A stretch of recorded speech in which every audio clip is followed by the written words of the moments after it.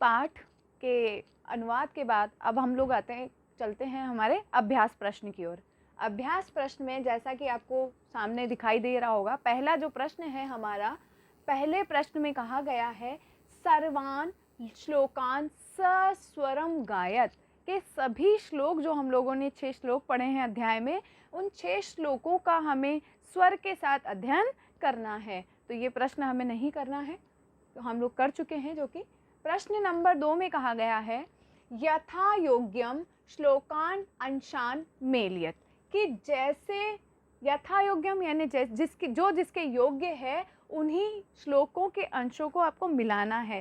जैसे कि हम लोग इंग्लिश में करते हैं ना मैचअप्स वाले, तो जो श्लोक दिए हुए हैं उन्हीं के अनुसार उनको हमें मिलाना है। तो देखिए पहला जो दिया हुआ है उसमें कहा गया है धन धान्य प्रयोगेषु। अब इसके साथ कौन सा श्लोक था या कौन सी पंक्ति थी, तो उसको हमें जोड़ना है। तो धन धान्य प्रयोगेषु, फिर इसके साथ न असद्भि किंचिद आचरेत, ये नहीं होगा।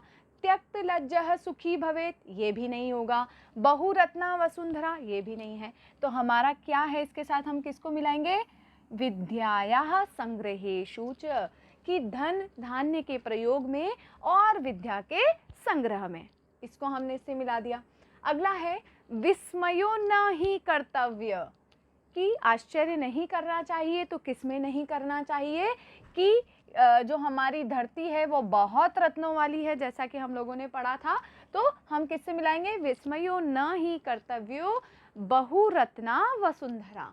फिर है सत्येन धार्यते पृथ्वी, कि सत्य से पृथ्वी धारण की जाती है या सत्य के द्वारा पृथ्वी धारण की जाती है।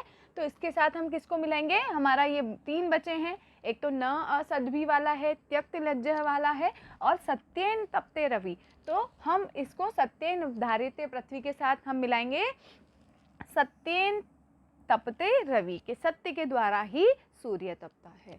फिर अगला है सद्भि विवादम मैत्रीम च, कि सज्जनों के साथ ही झगड़ा और मित्रता। तो न असद्भि किंचित आचरेत, कि जो दुर्जन लोग हैं उनके साथ कोई आचरण नहीं करना चाहिए। तो हम इसको इससे मिलाएंगे। फिर है आहारे व्यवहारे च, कि आहार में यानी भोजन करने में, व्यवहारे व्यवहार में क्या छोड़ देना चाहिए, लज्जा को त्यागने वाला व्यक्ति ही सुखी रहता है। तो ये हमारा पहला प्रश्न है, और इस तरीके से हम श्लोकों के अनुसार इनको हम जोड़ देंगे। अगला जो प्रश्न है हमारा, प्रश्न नंबर 3 में कहा गया है, पूछा गया है एक पदेन उत्तरत, यानी एक पद में हमें इनके उत्तर देने हैं। तो पहला प्रश्न है पृथिव्या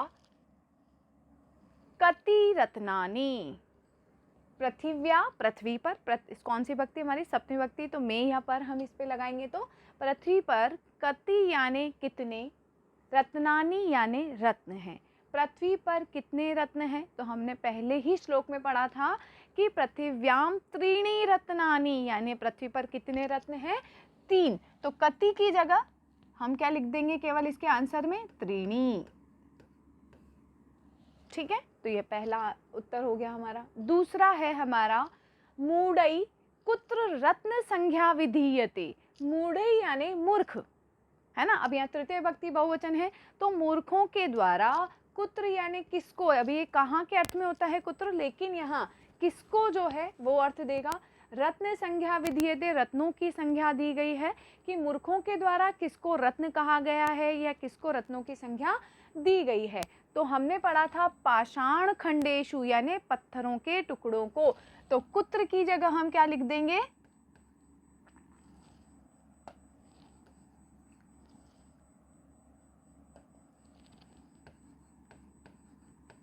पाषाण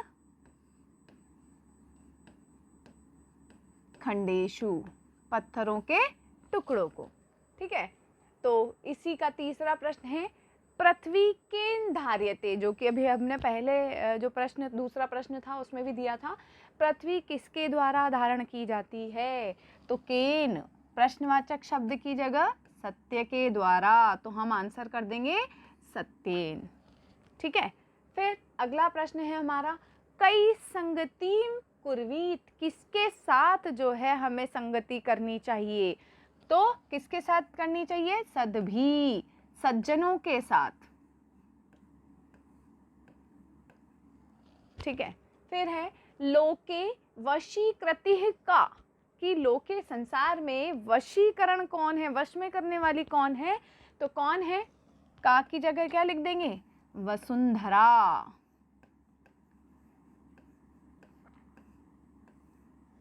सॉरी, वसुंधरा नहीं आएगा इसमें, इसमें आएगा क्षमा।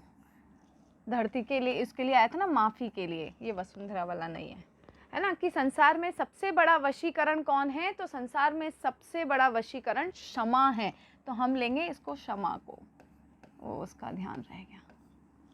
ठीक है, कि माफ़ी जो है, माफ़ी के द्वारा हम किसी को भी अपने वश में कर सकते हैं। तो ये हो गए हमारे प्रश्न नंबर 3 के जो 5 प्रश्न दिए थे वो। अब आगे आते हैं हम लोग अगले प्रश्न की ओर। तो प्रश्न नंबर 4, प्रश्न नंबर 4 में क्या पूछा गया है? रेखांकित पदानी अधिकृत्य प्रश्न निर्माणम कुरुत, के जो रेखांकित, जिस पद पर रेखा अंकित की गई है वह उन्हीं शब्दों पे हमें प्रश्नवाचक शब्दों का प्रयोग करना है, यानी प्रश्न निर्माण हम लोगों को करना है। तो सबसे पहला जो हमारा प्रश्न है, देखो प्रश्न निर्माण करने के लिए एक तो ये चीज़ होती है कि जिस भी शब्द पर आप रेखा अंकित हुई है वो जिस विभक्ति में है, हम उसी विभक्ति का प्रश्नवाचक चिन्ह जो शब्द है वो लिख दें। एक पहले हम हिंदी अनुवाद करें कि उस वाक्य में क्या दिया हुआ है और जहाँ रेखांकित है उससे कैसे प्रश्न बनेगा, तो प्रश्नवाचक शब्द उस तरीके से ढूंढ करके लिखें। तो दोनों ही तरीके हैं। कई बार नहीं आता तो हम लोग ये इसका भी देख सकते हैं कि कौन सी विभक्ति का है, उसी विभक्ति का प्रश्नवाचक शब्द लिखेंगे। देखो सबसे पहला कहा गया है सत्येन वाति वायु। अब सत्य के द्वारा जो है वायु बहती है ना, या सत्य से वायु बहती है। तो अब यहाँ प्रश्नवाचक जो रेखांकित पद है वो है हमारा सत्येन। कौन सी विभक्ति? तृतीय विभक्ति एकवचन। तो हम किसके द्वारा, है ना, या किससे वायु बहती है, तो किससे, तृतीय विभक्ति या किसके द्वारा। तो तृतीय विभक्ति एकवचन का हम क्या लिख देंगे? केन लिख देंगे। फिर है सद्भी एव साहसीत। सद्भी सज्जनों के साथ ही, एव यानी ही, साहसीत यानी रहना चाहिए। ठीक है, तो किसके साथ, क्योंकि प्रश्नवाचक कहाँ से बनाना है शब्द हमें, जहाँ अंडरलाइन है। अंडरलाइन किस पे है? सद्भी पे। तो किसके ही साथ रहना चाहिए। ठीक है, तो यहाँ पर क्या दिया हुआ है हमारा यहाँ पे दिया हुआ है सद्भी। तो हम तृतीय विभक्ति में क्या करेंगे? बहुवचन में कई, किसके साथ। ठीक है, फिर अगला है वसुंधरा बहुरत्ना भवती। जो वसुंधरा यानी धरती बहुत रत्नों वाली होती है। ठीक है, तो यहाँ पर जो रेखांकित है शब्द वसुंधरा, तो कौन बहुरत्नों वाली होती है ना। तो कौन के लिए हम स्त्रीलिंग शब्द है, पुल्लिंग होता तो क का प्रयोग करते, लेकिन स्त्रीलिंग है तो क की जगह हम क्या लिखेंगे? का। फिर है विद्यायाः संग्रहेषु त्यक्त लज्जः सुखी भवेत्, कि विद्या के संग्रह में लज्जा को त्यागने वाला ही सुखी होता है। प्रश्नवाचक कहाँ से बनाना है? विद्यायाः, किसका संग्रह करके, किसका? षष्ठी विभक्ति में स्त्रीलिंग शब्द है विद्या, तो हम इसी का स्त्रीलिंग का षष्ठी विभक्ति प्रश्नवाचक क्या हो जाएगा हमारा? कस्याः। विद्यायाः कस्याः यानी किसके संग्रह में, किसके जो संग्रह करते हैं उसमें लज्जा को त्यागने वाला सुखी रहता है। फिर है सद्भी मैत्रीम कुर्वीत, सज्जनों के साथ मित्रता करना चाहिए। अब यहाँ पर मैत्री, तो सज्जनों के साथ क्या करना चाहिए, क्या के लिए हम प्रश्नवाचक शब्द है हमारा किम। तो ये इस तरीके से, तो हम प्रश्न कैसे बनाएंगे? केन वाति वायु कई एव साहसीत का बहुरत्ना भवती, और फिर पीछे प्रश्नवाचक चिन्ह का भी प्रयोग कर दे जब हम पूरा लिखेंगे तो। ठीक है, मैंने सिर्फ प्रश्नवाचक शब्द लिखे हैं इसीलिए पीछे यहाँ पर वाक्य पूरा नहीं है, इसलिए प्रश्नवाचक चिन्ह नहीं लगाया है। कस्याः संग्रहेषु त्यक्त लज्जः सुखी भवेत् सद्भी मैत्री कुर्वीत की जगह कर देंगे सद्भि किम कुर्वीत। ठीक है, तो ये हो गया हमारा प्रश्न नंबर 4। अब बढ़ते हैं हम लोग प्रश्न नंबर 5 की ओर।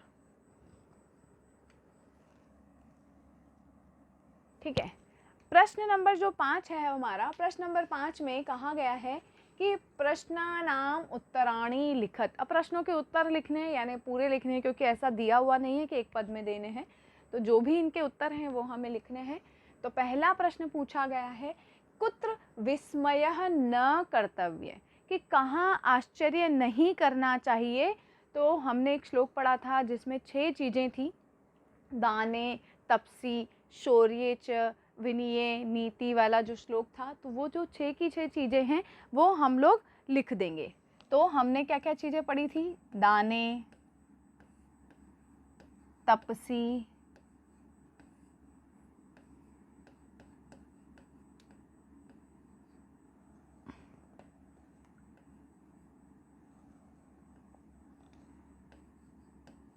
शौर्ये च, विनये, नीति और नए। ठीक है, ये हम लोग इसमें लिख देंगे। इसमें भी पीछे च लगा दो। इन 6 चीज़ों में हमें आश्चर्य नहीं करना चाहिए। फिर है पृथिव्याम त्रीणी रत्नानि, पृथ्वी पर 3 रत्न। अब कानी पूछा गया है कौन कौन से हैं, तो 3 रत्न कौन कौन से बताए गए थे, जलम, अन्नम, सुभाषितम।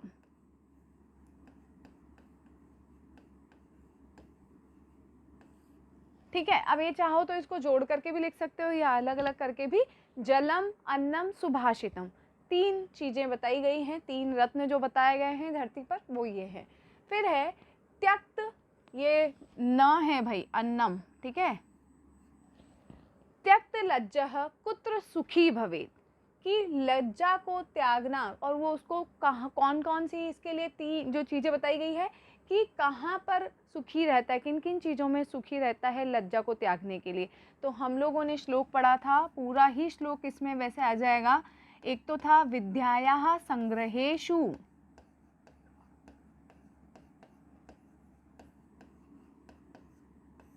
ठीक है, विद्या के संग्रह में। फिर है आहारे, व्यवहारे च, विद्या के संग्रह में, आहार में और व्यवहार में। इसके साथ सॉरी एक और शब्द और रह गया था इसमें, धन धान्य प्रयोगेषु भी आगे जोड़ेंगे, एक शब्द रह गया।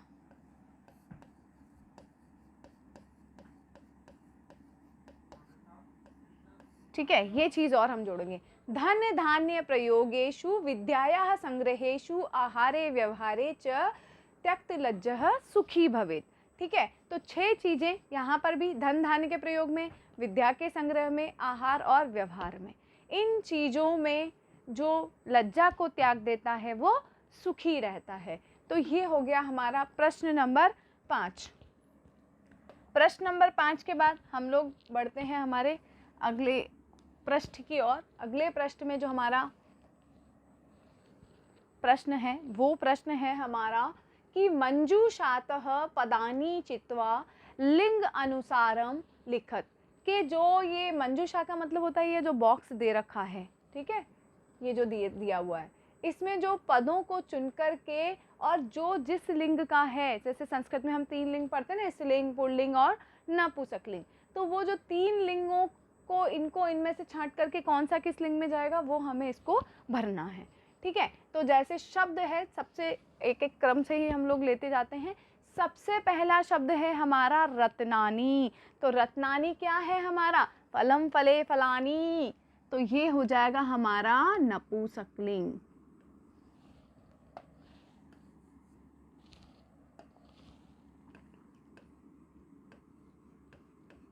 ठीक है, अगला शब्द है वसुंधरा, धरती, धरती स्त्रीलिंग में आएगी।